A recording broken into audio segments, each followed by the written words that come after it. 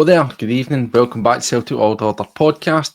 As always, I'm Steve O'Matt and it's a warm welcome you back to the channel here for a wee surprise late night video. Yes, indeed, it is late on a Friday night, on Friday the 13th, but it appears that there's no such thing as bad luck in the world of Celtic, and things actually seem as if they are going in an unusually different direction for Celtic, because this week alone, the transfer rumours have really started to ramp up, and Celtic appear to strangely be getting business, or trying to at least get business done nice and early. That makes a nice change, doesn't it? I mean, when was the last time we actually sat here and thought Celtic look as if they're getting ahead of the curve here? They're trying to get in what we need ahead of a Champions League qualifier to give ourselves the best chance of qualifying and just, cement guys into the squad, get them up and running, full pre-season, all that kind of stuff, that crazy stuff that big clubs tend to do. Well, it looks as if we are very much doing that, and why not? Let's pop up late on a Friday night and give you the updates, because just late there, about 10 o'clock, we got some fantastic news with regards to an update for a much overdue attacking option. That is right. Benjamin Nygren, the Swedish right winger, is said to have agreed terms with the club. Fantastic news. We'll get in about that, including all the updates on all the other links throughout the course of the week. We've fired in about that.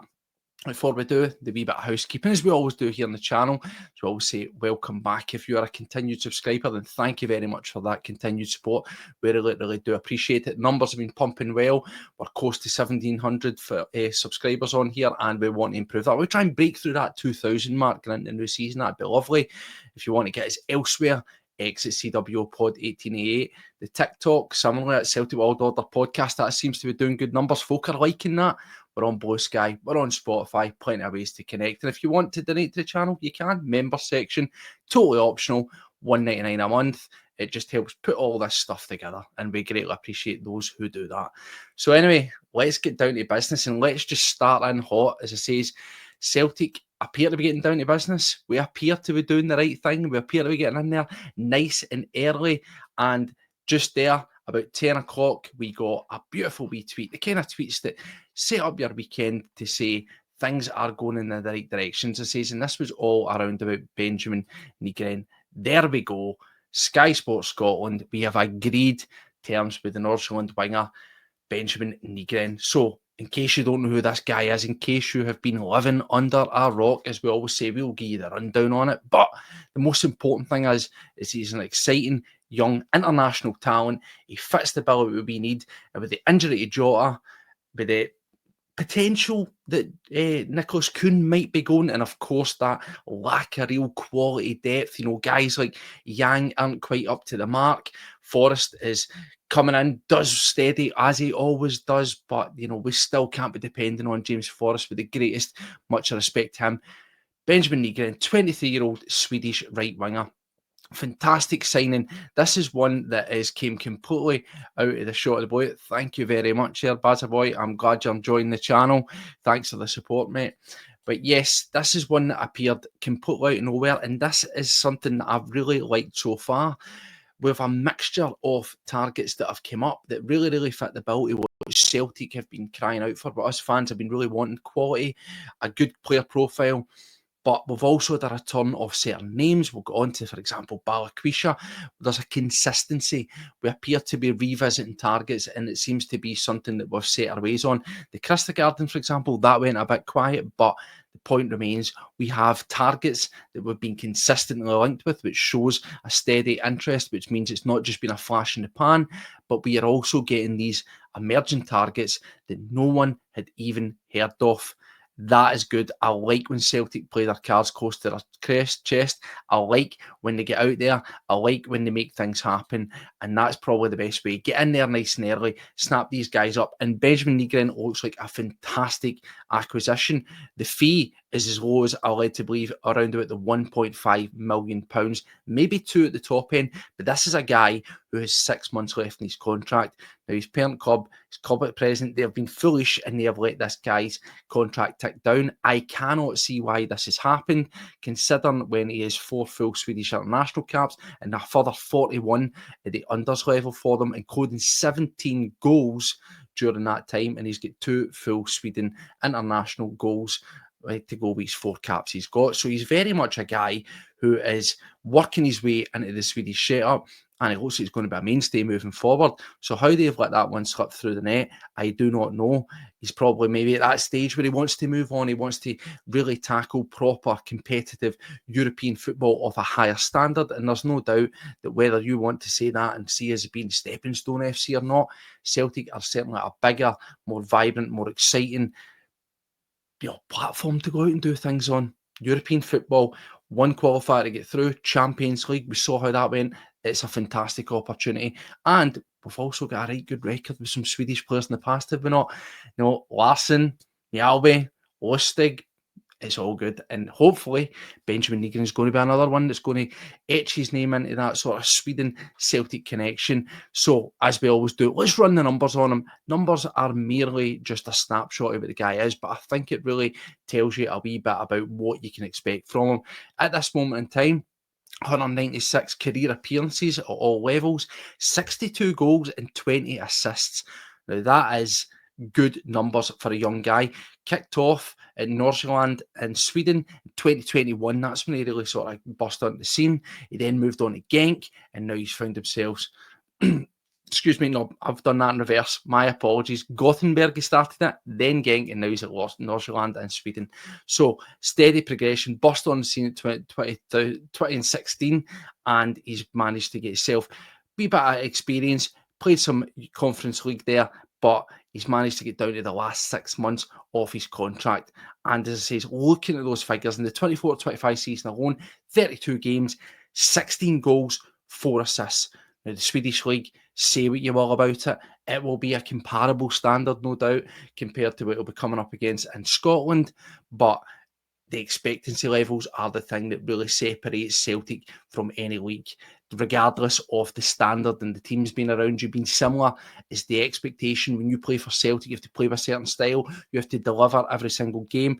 If you are an attacking player, you will be expected to produce the numbers, goals, assists, and excite the fans. So sometimes for some players, as we've seen, there's been many great players that have came and went for Celtic with great potential, but haven't quite lived up to it. However, as I say, I'm very optimistic with this guy. Playing the Swedish League, very similar, in my opinion, to the standard of the Scottish game. Very similar, maybe in the style and even some of the physicality of it. Of course, the certain things that will change will be, can he level up to that elite level of fitness and the high press, for example, that is demanded of the Celtic team. But working your way in that Sweden national side, well, all the signs are good there. As I say, and that's just come out late tonight. As we say, there it is again from Sky.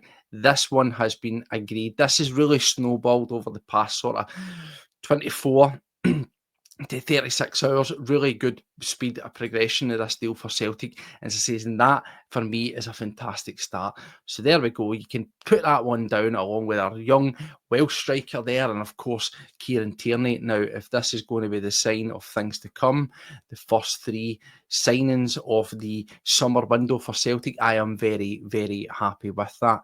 But the surprises seem to be keep on coming, because Celtic have went wingers daft, it would appear, in terms of what we are targeting and what we're trying to do. We all knew that with the injuries, as I say, to Jota, with Maeda being predominantly playing as a striker, of course he gives that versatility and he might still move over. We still need a lot of options. Now, I'd predicted midway through the season that I said I expected Celtic to go for as much as a minimum of 2 wingers left and right, up to possibly 3, and I never thought that that would be the case, but it appears certainly from all these rumours and all these links that, well, we're on for 2. We know we've got Nygren there, he's agreed his terms, but the one that also keeps on coming round is, of course, Mikael Ange Balakwisha. This sort of ramped up a wee bit as well, maybe a wee bit of sort of cheekiness with the player himself. He put out one of those famous player TikTok social media type stories where it was a wee bit cryptic in an airport with the timer and, you know, coming soon type of thing. No confirmation around about where his destination was, but it came out that Celtic were in discussions with him with regards to personal terms. Now, that in itself is one that's very, very promising. Again, this is something that had came round and round and round. We'd mentioned it, as you remember, last season, he got that injury and it left him out for a significant period of time. It kind of derailed it, but it doesn't appear to have put Celtic off. And as it says, we have opened up talks. Now, that came via quite a reputable Belgian journalist, Sacha Tavrioli. He's got about 152,000 followers on his socials, very much in that sort of agent reporter type field where he knows what he's talking about. And he also was reporting quite heavily on the Benjamin Nygren stuff as well. So he's clearly a guy that has his finger on the pulse and clearly a guy that knows what he's talking about. And that is exactly what we want to see. We're getting sort of legitimate reports. It's not these fly-by-night publications. There's a bit of meat on the bone here. And since Balikwisha's came back from that injury, as we said when we profiled him on our previous show, he said roughly a goal involvement, a goal or an assist every 126 minutes. And he's been absolutely pivotal for his club in that sort of second, if you will, their version of the split since coming back from his injury, and that is fantastic. Now, we know that they need to be selling as well. They've got to clear the books. They're wanting to try and bring in around about 30 to 35 million euros to sort of clear the decks, a wee bit of debt, stabilise, and Balikwisha is one of these guys who they are happy to cash in and take advantage of. Now, in terms of the fee, recall back to when he was first on the scene and first linked with Celtic, the chat was going to be that it was up lofty, sort of 8, maybe pushing up to as much as £9 million. Well, that's significantly dropped down, and that's, again, where Celtic, much like Nygren, can really take advantage of a situation at a club and use it to our advantage, getting people in at the right price, not overpaying the odds. And this deal is said to be somewhere around about the 4.5 million, which I think is a really good sweet spot. We can sit there and we can talk about injuries. Yes, I've covered these injuries extensively. They do exist. It's mainly thigh tears and strains on his sort of leg, which is slightly concerning. Let's not kid ourselves on for a high-impact role like a winger. However, he's came back and he's been strong. And again, he's another guy that's finding himself in and about the international side. So in terms of these guys' profile, Balikwisha 24, Nygren 23, international experience. They've been playing European experience. Balikwisha's had Europa League experience, Conference League experience, and as I say, Nygren's had Conference League experience as well. So they're ticking all the boxes in and around their national sides, playing at a decent level, playing regularly at a decent level, with a good body of professional senior appearances at club level under their belt. You know, the sky's the limit. This is what we want. And again, taking advantage of the situation with the clubs having to sell, or indeed with Nygren just letting the contract tick down. They're happy to get that 1.5 to 2 million for Nygren. And as I say, in terms of Balikwisha, they just want to get some money back, and they see him as being one of 6 to maybe 7 players that they can cash in on. So as we say, Celtic are the winners here. But it's good to see this one's came round. As I say, Sacha Tavrioli is reporting this one. Celtic are very much in talks with Balikwisha, agreeing personal terms. Now, as we saw there just with the Nygren deal, once that happens, that can really move really quickly. I don't think there's going to be any problems if he is keen on this one. As I said, for the exact same reasons I did with Nygren, big club, big platform, European football, opportunity to win trophies. It's an absolute no-brainer with regards to that one. And I imagine this one will probably speed up soon. Hopefully that wee cryptic message he's put out on his socials is a sign he's coming over to the UK to deal in and speak to Celtic and get this one over the line. But very, very positive with regards to that. Good to see Celtic are doing what they need to do, getting in those attacking options. But there's more. I know there's more. Crazy. This one, again, much like Nygren, it's came a wee bit completely out of left field. I don't think that this one is, thank you, Glasgow Harley Rider. I don't think this one is quite as solid. It's a bit, again, out of left field, and this is Nelson Angulu. He's an Ecuadorian left winger, 21-year-old, who's currently playing at Anderlecht. Now, he started off in his native Ecuador at Quito. It was 2021, and then a quick move in 2022 over to Anderlecht. Now, the report has came via a South American source, Cesar Merlo. Again, Not one that I am familiar with, obviously South American. I'm not going to sit here and lie that I know these things, but 450,000 followers on his account. So, in terms of that region of the world, in terms of that region of football, very much dialed in, knows his stuff, and you can take that with a level of authenticity. Now, it says here in the report that he was putting out that Celtic have had their first offer rejected. However, there's no fee attached to it. There's no mention of how much the club and Anderlecht want. There's no mention of how much Celtic's apparent bid was either. But apparently, and I use the term apparently, the contact has been made. In terms of this boy's profile, it's very similar to the theme that we've seen with Balikwisha, with Nygren, and now we find him there. Good level that he's played at. He's had Conference League experience. He's had Europa League experience with Anderlecht that he's currently at, and 130 overall career apps. 19 goals and 10 assists, which admittedly, for a winger, isn't massive output. However, there's also apparent interest from larger clubs, including Liverpool. Again, take that with a wee caveat, a wee pinch of salt as you find it. However, if you're getting names like Liverpool in the mix, you take that as you find it. There's obviously, as we know, these Prem teams, they scout the best, youngest and brightest talent. Sometimes it's to have them as a developmental. Sometimes it's to put them straight in the squad. If you're good enough, you'll feature. But I think in terms, again, of profile and what Celtic can offer, wages, no, compared to Liverpool. But chances of game time, chances of actually putting yourself in the short window and getting first team experience, that one is a no-brainer. And again, I keep saying this, I don't want to sell us as a stepping stone, but Celtic really need to be using that leverage when they want to get in there early ahead of these type of teams to get potentially young talents like this and use that and say this is a huge springboard and look at X, Y, and Z and point them to guys that have came to us that have cemented this place in there, European experience, trophies, and moved on to bigger and better things. Now, in terms of him for Angulo this season, 24-25 last season passed over. It was 44 games, 4 goals and 4 assists, which is not bad output. It's not fantastic, but again, it's pretty steady. I think sometimes we'll always look at wingers and there's a expectancy because when we look at Maeda, we look at when an on-fire Jota and Nicholas Kuhn, we think crazy numbers, but it's sometimes about the work rate. It's sometimes about more than putting the ball in the net, particularly for a winger. I think as long as they're direct, as long as they're taking on their man, as long as they're causing issues, the goals will come. And when you play a team like Celtic, we're going to have loads of ball possession. We play that high-tempo football. I imagine if he was to move to Celtic, those numbers will start to snowball. They'll start to get higher, and it's a great development for him. As I say, he's also had conference in Europa League experience, which is key because that's always something that we look at when we're looking at young players. We question, well, how many games have they played? How many appearances have they had at a senior level?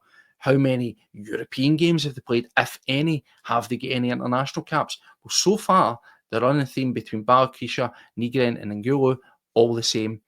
Good body at senior games, good number of European games played, and also he has 6 international caps for Ecuador and recently played in their games, including against Brazil, to help them with their qualification. So again, very much a guy who's involved in his national setup, and that for us is exactly the sort of profile we want. Now that would obviously beg the question, wouldn't it? 3 wingers.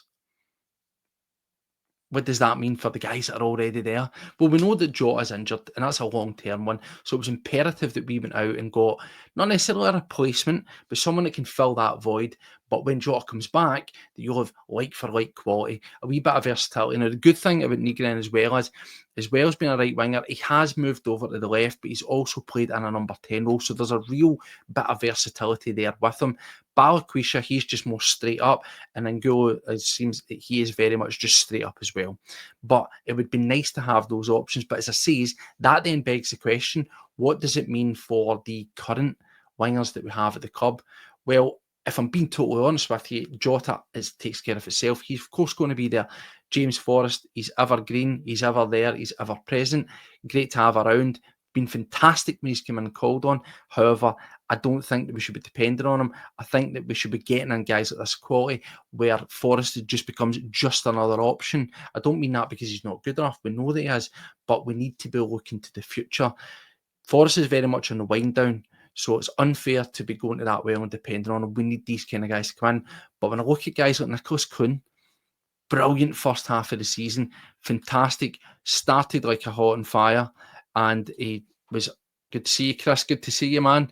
But it was good to see Kuhn starting off like a house on fire. And as we said before, he was in the equation: young player of the year, players player of the year, writers player of the year, and then he slowly petered off. I think that interest in him around about the January really threw his head out, and we saw a different version of Nicholas Kuhn. It was almost like the injured Nicholas Kuhn that we got in his first season. He did start to pick it up a wee bit, but again, that appeared to be a flash in the pan and came back. And if I'm being honest with you, I still really do get the feeling that he's a guy who's checked out, and probably if we are looking at if we get two of these guys, God forbid, we get all three of them, I would probably say that that's Nicholas Kuhn's tee out. Now, would I like to keep him around? Of course I would, yeah. Imagine having all those options. Yes, but I also don't think that Celtic are going to hoard wingers. I just don't see it, particularly when they're all of a certain standard, they're all of certain quality, and they'll all be vying for position. I know it's not a manager's job to keep players happy, but I just feel if we're really, really overloaded, that you're really going to struggle to keep them happy. What I do think, though, is I think it would spell the end, definitely, for Marco Tilio, a guy who's been playing quite well, by all respects, over Melbourne, and he's wanting to come back and show what he's worth. But I think that that's probably going to be his tease out, and it's time for him to get up the road or back over to Australia. I don't see it working out for Marco Tilio even if we sign two of these guys, let alone the three. And as for Yang, where am I with Yang? Am I in the Yang gang? Well, the answer is no, I'm not. I do see that there's potential there. I do see that there's the building blocks for a good player. But he, again, is too inconsistent. He had that wee purple patch. And see, if he didn't have that wee purple patch, after what we saw when he came back, I would have been back in the camp of, I never want to see him in a Celtic top again. I know that sounds really harsh because he's a young guy and so on and so forth. But at this moment in time in his developmental journey, he's just not ready. He was getting game time. Yes, because he's been working hard. Yes, because he's been applying the things that have been getting criticised probably by guys like myself and other fans and the manager, and he worked on it. However, he's just too raw at the moment, and we shouldn't be dependent on him. No disrespect to him, but I don't want to be looking at my bench when we're playing in the Champions League or wherever, or playing against Rangers, playing against Hearts in a sticky game and thinking I need somebody to turn this game, and I'm looking to Yang because it's too inconsistent. For me, I think Yang's a guy who could potentially, just because of the sort of position that he's at in his time at Celtic, that alone would do him a world of good. Now, I know it's easy to say, throw that out there, but if he's going to get a loan, I think he needs to be playing in Scotland. If there's potential to put him out like we did with Kwon to a Scottish Premier League team, that's ideal. If not, I'm not against the likes of League One down south.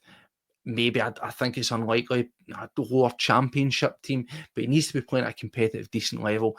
I don't think there's any value in sending him over to somewhere in Europe because, as we know, league styles are completely different. Scottish football is quite unique. I love it, but it is quite unique to other European styles. And I think if he's going to find his worth in this Celtic squad, he needs to be playing in a similar sort of league, if not this league in particular. So I think Yang will get a reprieve if we sign these guys. I think he could potentially stay a bit around as a sort of lower down the pecking order. But with the numbers and the bloating, I think it would be a better option to loan him out. But as I say, with Tilio, I think it's dead in the water for him if these guys come in. And as I say, as for Kuhn, I would imagine it probably means that he's going to get moved on. Exciting times, though. It's good to see these guys here, particularly Balakwisha and Nygren, absolutely cemented on. It'd be good to get those two in the door straight away. That'd be a right positive start to add and supplement to Tierney and obviously our young Welsh striker. We need more striking options, and we will get on to that, but I think that it's a good start from Celtic. And as we said, maybe Dr. Tisdale's finally starting to write some prescriptions, because it's long, long, long overdue. Now, the other guy that's been coming around has been this guy here, which is Tignaz at Besiktas. Now, remember this deal. This was quite interesting in that he was on loan in Portugal, Rio Ave. Now, they had a deadline to hit. They could sign him. Players' value was around about 7 to 8 million from Besiktas, but as part of the deal with Rio Ave, they could sign him for 4.5 million euros, and they had to do that by Tuesday that's just passed there. So they have now missed that deadline, and that puts him back to his parent club. Celtic had made an initial approach to Rio Ave, because I think they knew, or expected, should I say, by all accounts, he is indeed, I think by all accounts, they were expecting that to be cemented, that it would have been foolish for them not to take up that cheap deal, considering the value that the guy was at. But there you go. He's went and back to Besiktas. More the full Rio Ave, because they were just going to flip him. And the way that we sold Jack Henry and he get flipped, that's what they were going to do to us. And that would have went, as we say, is about £7, maybe £8 million. But now we're having to negotiate direct with Besiktas. However, that brings its own wee spanners in the works, because, again, with a player of his profile, young Turkish international, he's got more interest, hasn't he? And this time it's from Bal and it's from Anderlecht, which, again, look at that. Could be interesting, isn't it? Because we are looking at Ngulu of Anderlecht and Tiknaz. Is it one in, one out? Who knows? But I think he's a guy that we definitely need to get. Bona fide number 6, a very, very strong player. Now, the original report of the contact with Rio Ave obviously came out of Portugal, but there's been a secondary report from Turkey, which TRT Sport, which again is a very, very reputable. Think of their Sky Sports or their ESPN, 3 million plus followers. They are reporting that Celtic are making approaches to try and sign this boy up. As I say, the potential span on the work could be Bal and Anderlecht, because they can also guarantee you that European football. It's just down to whether he sees Celtic as being a far better option. Now, if it's down to money, yeah, you know what? Celtic should be able to offer the exact same, if not far better wages than both those teams. They're a far more appealing proposition. That's no bias. I think, no disrespect. Bal, come on, let's be serious here.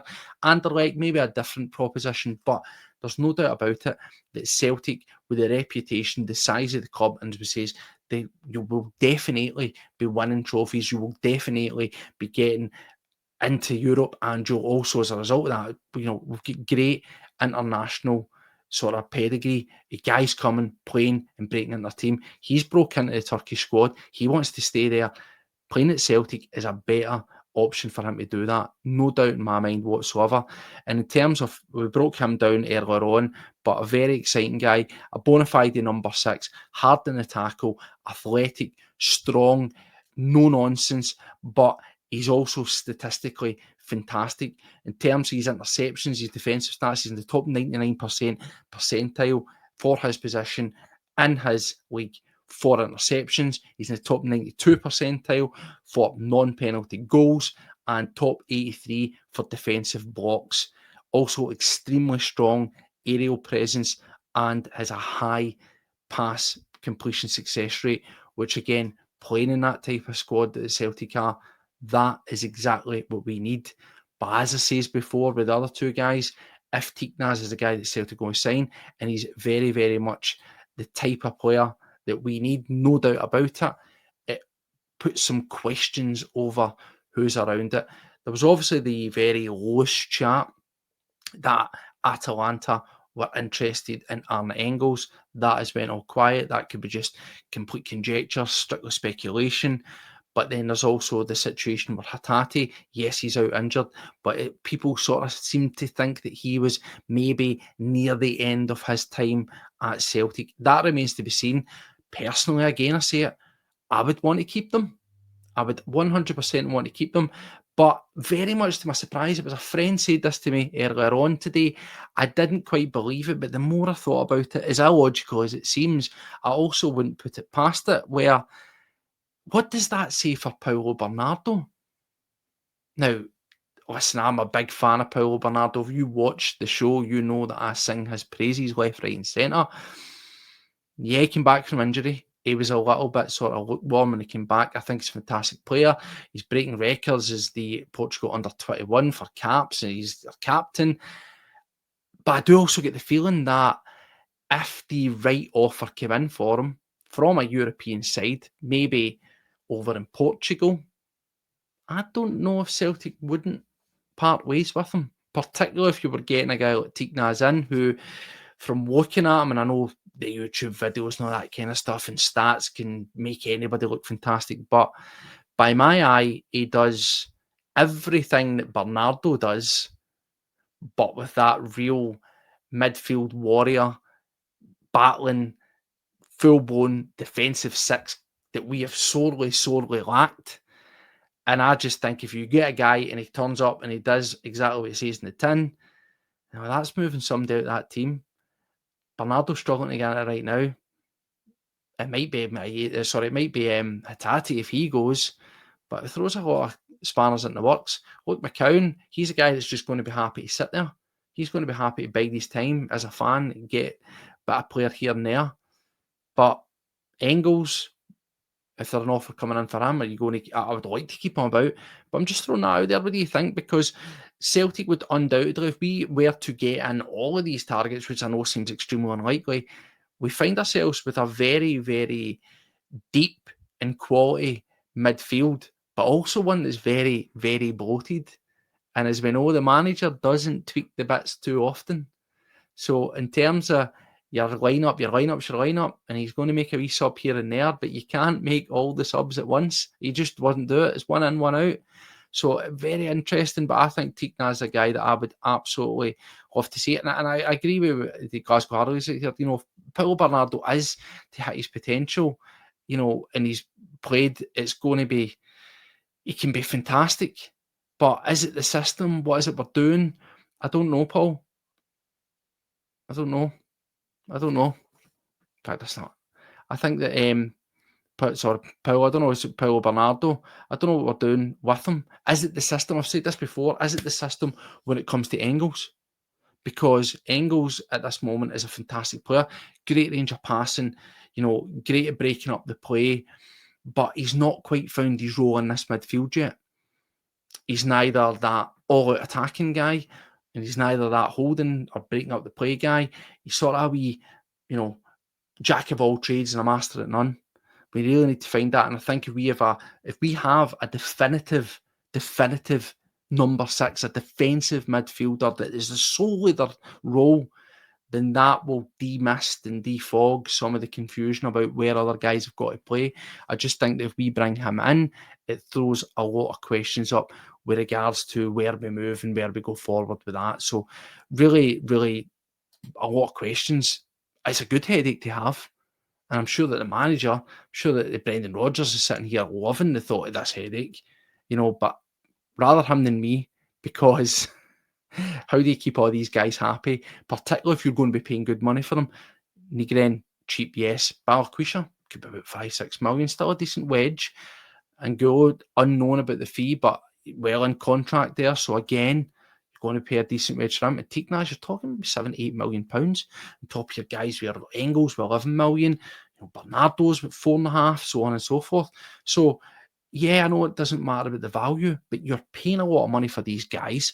They'll be expecting to play, and that's what we need to do it. And I do think you're right as well. You know, if we get some new people coming in, it'll push up the levels, it'll keep things fresh, because some people are, you know, stagnating. And I do agree with Lindsay as well. I think, you know, keep Engels. I've been very sort of flipping flopping with him at times where I says, if I thought we'd double our money, would I do it? Well, yeah, I probably would. And the only reason I would say that is because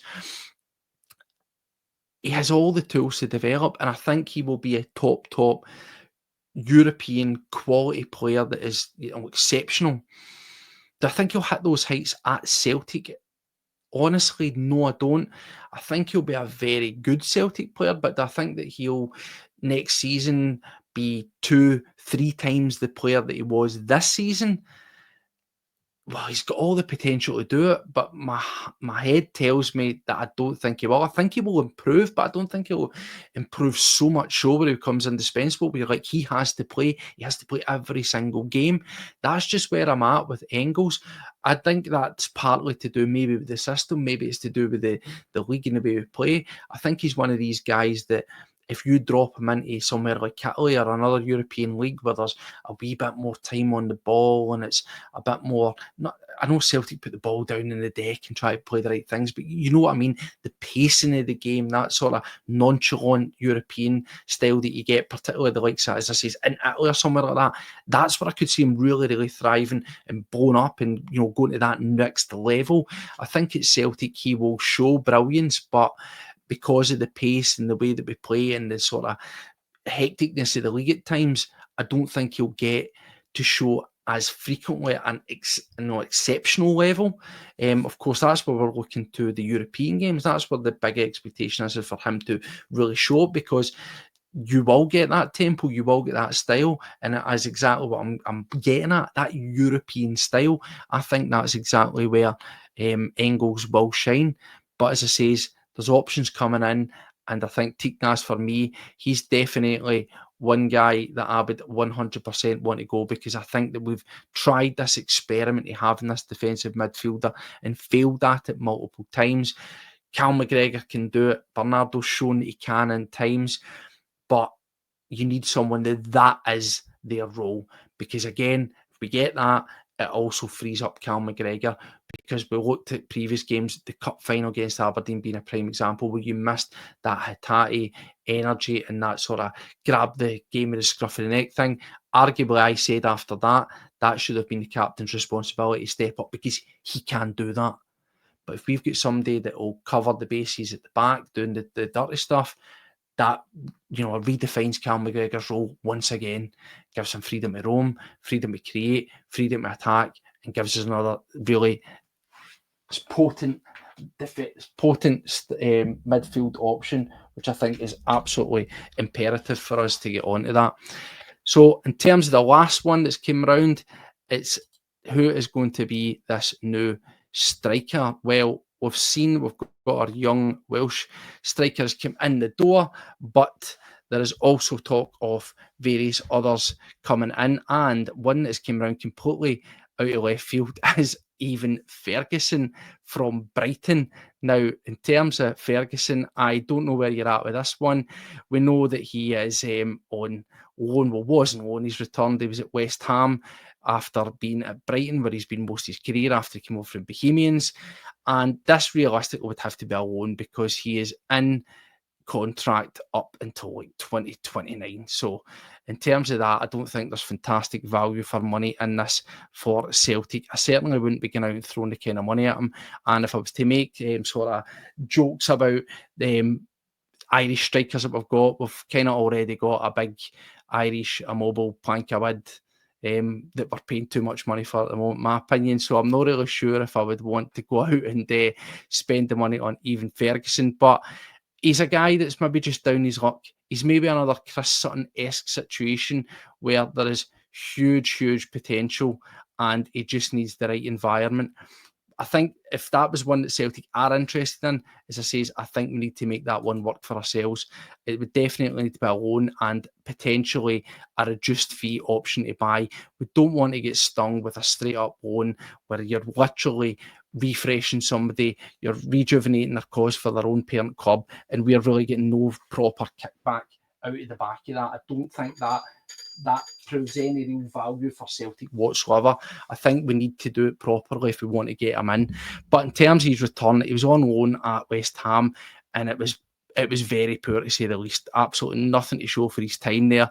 His best season was at 22-23, 34 appearances, 16 goals, 5 assists.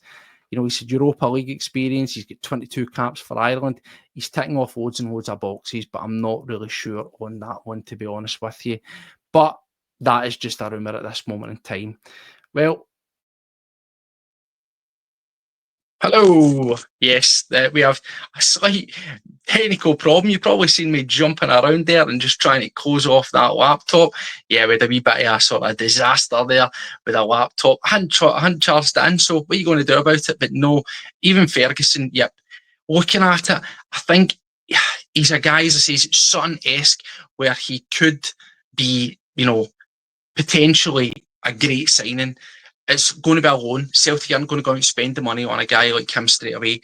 No way are we going to do that. It's just not going to happen. Let's get real with ourselves. But could he be an option? As I say, I think it might be just a wee bit too similar to what we're seeing already with Adam Ida at Celtic. And we need something different. We've got the young boys come in from Fulham. That's going to be a third choice striker. There's obviously the mention of El Kachati as well from Telstar. That's nothing's really developed off the back of that one. And of course, Christegard. That's the name that keeps on coming round. But it just seems to have went all quiet there. And that's, hard to tell what's going to be happening there. I think that's the one that we really want, isn't it? That's the one that's been, like Balakwisha, it's continually came around, it's continually popped up. So there's that expectancy that if we don't get him in, that we've not done our due diligence, that we've not done business correctly. But I think when we look at some of these winger options, these attacking options that we're looking at, we are going to have a right amount of firepower.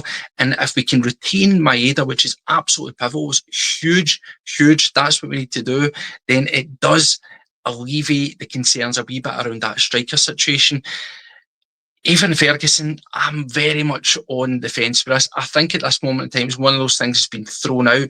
And again, as Paddy would say if he was on the show, it's very easy to just throw it out and say, guy that's Irish, Brendan Rodgers connection, the Ireland Celtic connection is a bit lazy.